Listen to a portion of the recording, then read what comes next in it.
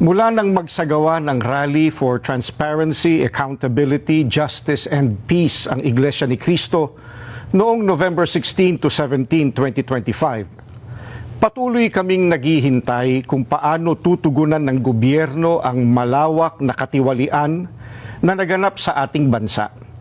Mahigit 3 buwan na ang lumipas, subalit wala pa ring natatanaw ang mga mamamayan na kalutasan sa napakalaking pangungulimbat sa kaban ng bayan.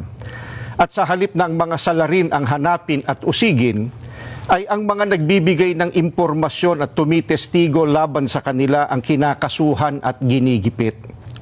Kung kaya't hanggang ngayon, ay hindi pa natutunton ang sinasabing mahigit na 1 trilyong piso na inilaan sa mga flood control projects at iba pang pagawaing bayan. Sapagkat, ang hinahanap ng mga dapat mag-imbestiga ay ang mga pangyayaring maaaring magamit para mailihis sa iba't ibang issue ang problemang ito. Hinihintay ng mga Pilipino ang sinasabi ng Senate Blue Ribbon Committee Chairman na we will go where the evidence lead us. Ngayong may mga lumalabas na pahayag na mula sa mga sangkot, kabilang ang umano'y nagpadala ng mali-maletang pera. At kamakailan lang ay pinatunayan ng mga dating sundalo na umaming sila ang naghatid ng mga ito. Bakit tila walang malinaw na hakbang upang palawakin pa at tapusin ang investigasyon? Anong ebidensya pa kaya ang hinihintay upang seryosohing tuntunin ang mga mastermind sa katiwaliang ito? May mga pahayag din na ang paglitaw ng mga dating sundalo ay bahagi ng isang destabilization plot.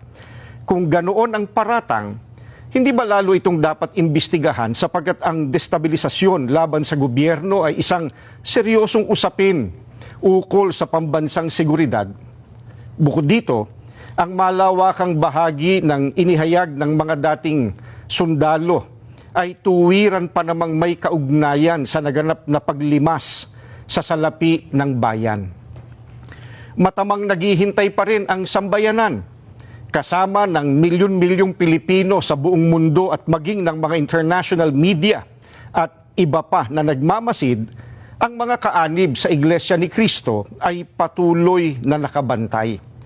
Maling isipin na nalilimutan na ng mga Pilipino ang isyong ito sapagkat ang pondong pinag-uusapan ay mula sa buwis at pawis ng mga mamamayan.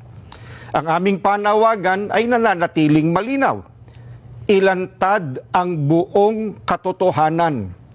Papanagutin ang dapat managot at pairalin ang katarungan upang maibalik ang tiwala ng bayan at maitaguyod ang tunay at pangmatagalang kapayapaan at pagsulong ng Pilipinas.